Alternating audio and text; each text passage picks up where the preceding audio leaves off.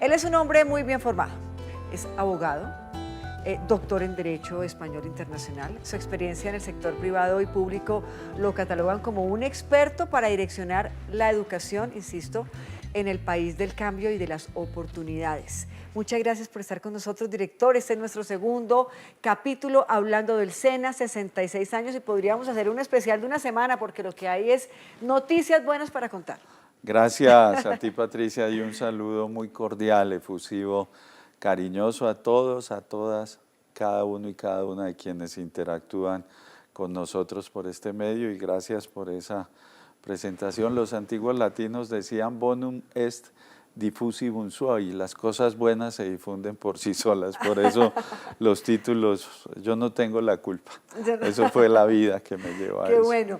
Mire, 66 años de historia y de historias, porque en el SENA sí que hay historias para compartir y para contar. Si usted pudiera en estos momentos decir, de todos estos 66 años, yo quiero destacar estas historias o esos personajes que han pasado por el SENA, que se han formado en el SENA, ¿quiénes serían? Bueno, el fundador, Rodolfo, 1957, un cartagenero decide fundar este SENA, y me parece que es un personaje vital, es un personaje fundamental. Y muchos otros que han colaborado para que esta institución sea lo que es hoy, muchos formadores, muchos aprendices que hoy son orgullo del SENA. Y recientemente, mira, hace poco estuve, por ejemplo, en el Huila y veía unas niñas de 9 años, 3 de ellas invidentes, programando, haciendo programación para agricultura de precisión. Esas son las personas que en el SENA construyen su futuro, construyen esperanzas, construyen vida. Niñas. ¿Que fueron al Tres SENA y niñas. se formaron? Correcto. En la Tecnoacademia nosotros tenemos unos procesos de articulación con la educación básica y con la educación media. Y en esos procesos de articulación el SENA ayuda a formar muchos estudiantes. Estas niñas eran de esos procesos de articulación. Y encontré en otra de nuestras sedes, por ejemplo, 2 aprendices que habían ganado el concurso mundial de robótica en China. El proyecto o la formación que se da a mujeres en construcción en Cali, esas mujeres no solo jóvenes, sino también un poco adultas, echando pala, haciendo mezcla, poniendo ladrillos, aprendiendo cómo se teja, unas berracas. Entonces, esas son los personajes que de verdad hay que resaltar en el SENA. Y obviamente a los campesinos y campesinas que de una u otra manera no han sido muy reconocidos en el SENA, pero que en este gobierno del cambio, por mandato y por insinuación del presidente Gustavo Petro, vamos a reconocer. Él en uno de sus discursos decía que el SENA debe ser un SENA casi campesino, y en eso estamos trabajando. ¿Y los 66 años cómo los vamos a celebrar o cómo los estamos celebrando? Los vamos a celebrar de una manera sencilla, como hacemos la mayoría de cosas en el SENA, con mucha divulgación de cuáles son nuestras ejecutorias, con la divulgación de cómo fue el SENA, por qué nace el SENA. El fundador Rodolfo estudió en Francia y él pensó en el río, en el SENA. Y claro, le atinó a que además del SENA, pues podía colocar Servicio Nacional de Aprendizaje. Entonces vamos a recordar un poco de esa historia, cómo las primeras sedes del SENA fueron en la Universidad Nacional y en el Centro Don Bosco, cómo el SENA ha formado en estos 66 años alrededor de 60 millones de colombianos y colombianas. Va a ser sobre todo una estrategia de divulgación en redes, en medios de comunicación. Así vamos a celebrar los 66 años y contándole al país de estrategias fundamentales como la estrategia de campesina o la estrategia de economía popular, la estrategia de formar más de 1 millón de jóvenes en TICs, Así vamos a celebrar los 66 años. Pues claro, por supuesto, con educación, con formación, con oferta educativa como tiene que ser. Pero si hablamos de esos 66 años de historia y usted como director actual lo analiza y lo mira, ¿cuál podría ser la mayor transformación que ha tenido el SENA en esos 66 años, además del tema digital? ¿Cuál podría ser? Bueno, fue una transformación que se dio a través de los años. Siempre he pensado que esta es una institución en la cual muchos sectores han colocado un grano de arena, la empresa privada, los sectores sociales, hay que hacer un reconocimiento a los sindicatos, han sido todos. Entonces no identifico un momento icónico, un momento preciso en donde el SENA tuvo un despegue impresionante. ¿La No, pandemia, de pronto? la pandemia fue importante porque nos metió en la virtualidad y entonces nos hizo entender que era posible utilizar esas herramientas para llevar formación. Pero fue un reto, creo que uno de los retos más grandes que tiene el SENA, y puede parecer que es por voluntad personal, pero uno de los más grandes retos es llegar a esos sectores que han sido históricamente desconocidos, el de la economía popular y el de la economía campesina, porque el SENA en su oferta educativa la ha direccionado sobre todo hacia el sector urbano. El 92% de nuestra oferta educativa es el sector urbano. Entonces pienso que este va a ser un momento histórico muy importante, un momento de cambio en donde un presidente de izquierda con una visión muy social, con una sensibilidad verdaderamente alternativa, pues dice el SENA debe reconocer a los campesinos y a la economía popular. Ese va a ser un momento de ruptura para bien de esta Colombia. Y hacia allá vamos, y hacia allá está encaminado pues todos los esfuerzos, no solamente del gobierno del cambio, sino por supuesto del SENA y la oferta en formación, en programación, en ayudas, en acompañamiento a los campesinos y campesinas del país. Pero mire, yo sigo con la historia, porque es bien importante también contarle al país todo lo que ha hecho el SENA en términos de formación y de aporte social y económico a Colombia. ¿Cuáles han sido quizás esos programas de la historia del SENA que más aceptación estudiantes han tenido? Bueno, el SENA en su primigenia función tuvo programas dirigidos al campo, tuvo programas dirigidos a la formación de trabajadores para la empresa, pero el mundo ha evolucionado muchísimo y hoy ya no es el obrero de masa, sino es el obrero que tiene que acceder al conocimiento, decía Tony Negri.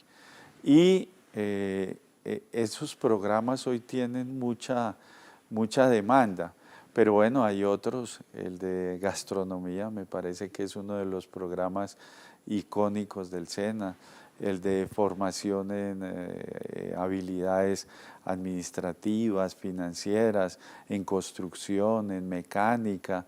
Es decir, es que hay tantos programas, alrededor de 4.000, que uno no sabría decir si hay uno que... Hace un par de días estaba usted firmando con Mintic un convenio que realmente va a beneficiar a muchos jóvenes del país y a muchas personas en Colombia que quieran formarse en temas digitales, en analítica, en data.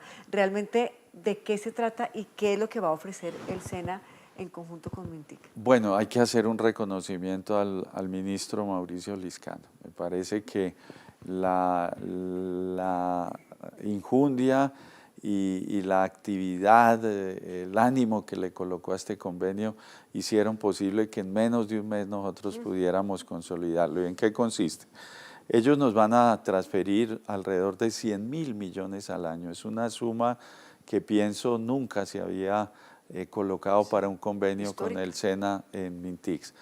Van a ser 300.000 millones de pesos en donde nosotros vamos a formar alrededor de 300, 400.000 jóvenes en esas habilidades que tú mencionabas, en seguridad informática, en programación, y entonces vamos a ir a todos esos sectores, porque todos estos procesos no van a ser únicamente para la mediana y la gran empresa, sino también van a ser para la economía popular y para la economía campesina. Porque necesitamos, por ejemplo, programadores que nos digan, bueno, este programa le va a servir al campesino para que él sepa qué sembrar, en qué época del año, de acuerdo con los datos meteorológicos.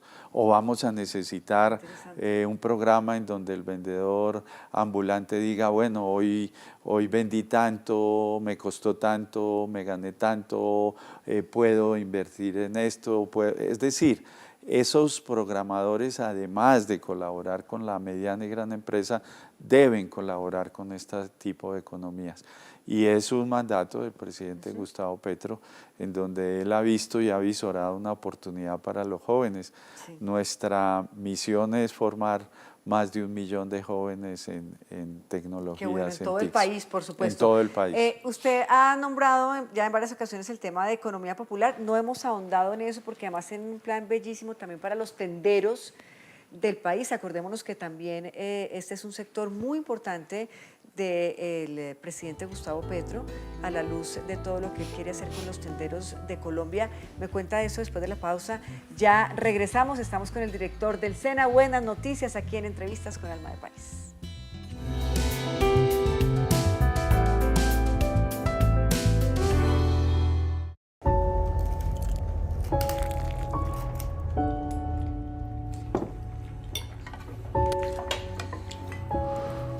Las familias en Colombia deberían multiplicar solo el amor y no los alimentos. Con el programa Tránsito a Renta Ciudadana, el Gobierno del Cambio ha logrado que cerca de 2 millones de hogares reciban hasta 500.000 pesos mensuales por encima de la línea de pobreza con su política de hambre cero, para alimentar la igualdad y que todos puedan salir adelante. Colombia, potencia de la vida. Gobierno del Cambio.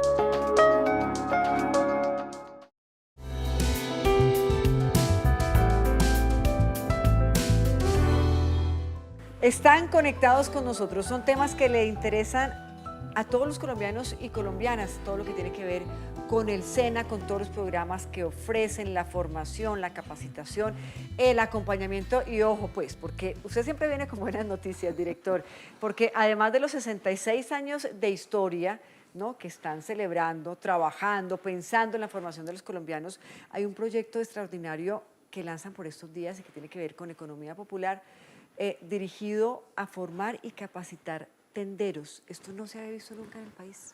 Sí, esta economía popular, Patricia, es esa economía que han construido quienes fueron excluidos del mercado tradicional. Y es una economía muchas veces de supervivencia, del vendedor ambulante que vende la fruta en la calle y únicamente puede con eso, con lo que gana, comer. Es esa economía de los tenderos, de los barrios, es esa economía también de las madres que están en sus hogares y a las que no se les reconoce esa actividad, es esa economía de los que están en los semáforos y deben pedir plata por la actuación que llevan a cabo. Esa economía es muy importante y está conformada por alrededor de 5.300.000 micronegocios. Y ahí es donde el presidente Gustavo Petro ha querido que nosotros intervengamos en la formación. Y entonces ya estamos adelantando el convenio con los tenderos, con las panaderías. Las panaderías, hablaba yo con la presidenta de ese gremio y le decía yo, bueno, es que pues dicen los médicos que el pan es dañino. Y me daba una explicación tan convincente. Yo después de eso empecé a comer pan como loco. Me decía, no, el pan que no es bueno es el pan que no han enseñado a hacer en el SENA.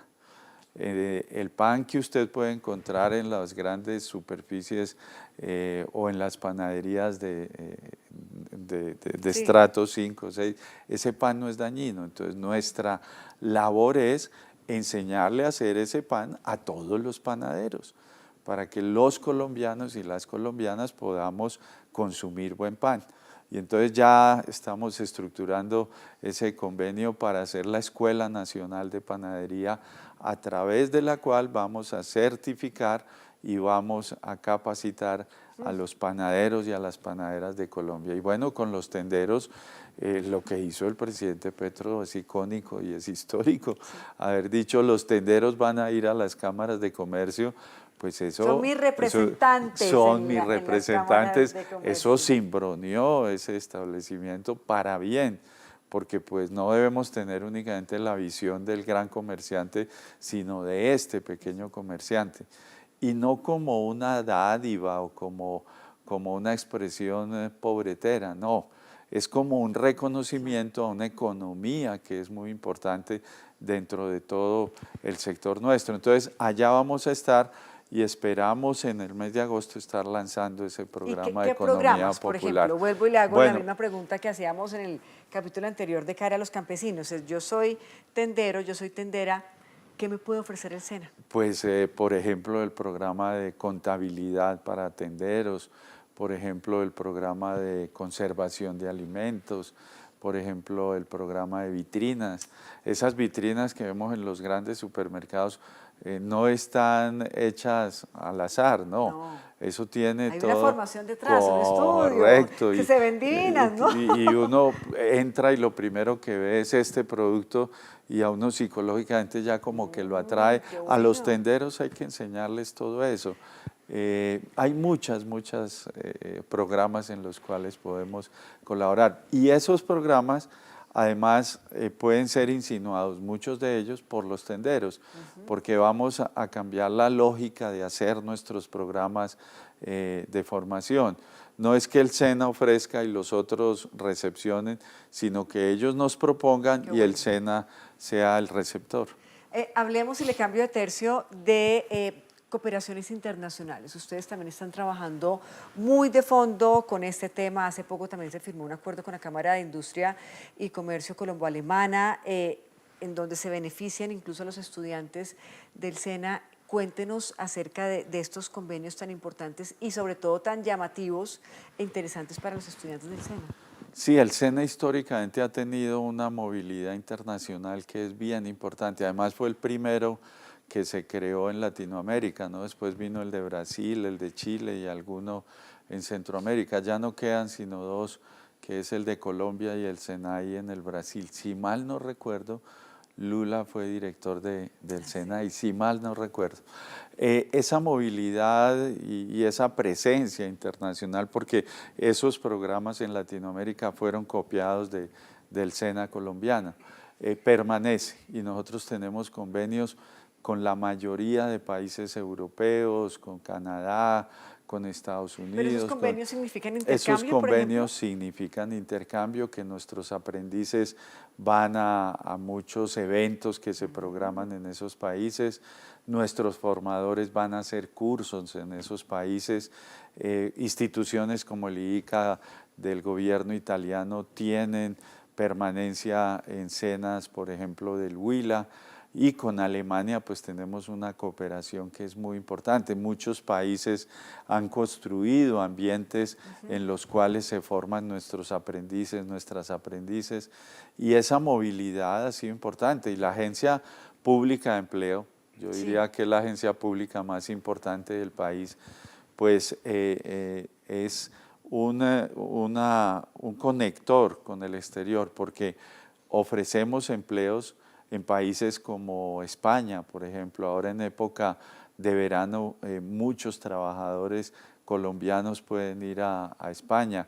Hace unos meses nosotros ofrecíamos unos empleos en Canadá en donde jóvenes que supieran de soldadura y otros de TICs tenían la posibilidad de ganarse 15, 20 millones porque se han preparado técnica y tecnológicamente para eso. Entonces hay una relación muy importante con todos los países del mundo. Estamos incursionando también en el Asia. Entonces tenemos una presencia internacional que es muy importante. Ayer, en días pasados, teníamos reunión con unos empresarios españoles y nos decían, miren, ustedes no alcanzan a imaginar la imagen que tienen en Europa. El SENA es una de las instituciones que le da seguridad a cualquier empresario o a cualquier institución de Sí. formación nuestra para tener con ustedes bueno. convenios. Sí.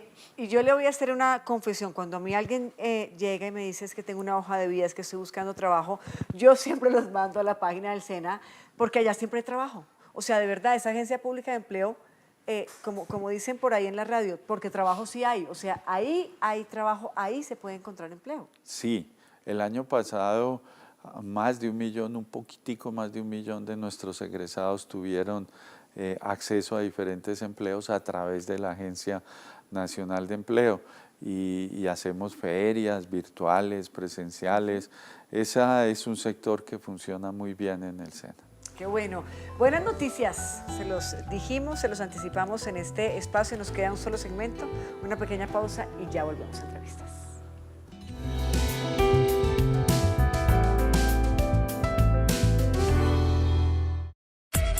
Las noticias como son, la información de primera mano, las voces de sus protagonistas. Estaba hace rato así diciendo, ojalá me inviten, y lo logramos. Yo me siento muy orgulloso de ver tanta gente joven, tantos periodistas maravillosos haciendo periodismo. Conectamos las regiones en la búsqueda de la paz total y nuestros valores. Colombia y Radio desde San Andrés. Tú eres arte y parte de este parche. Que todos los días se expresa desde las 6 de la mañana, llevando la voz de la Presidencia de la República, del Gobierno Nacional. Colombia Hoy Radio. Síguenos de lunes a viernes de 6 a 9 de la mañana.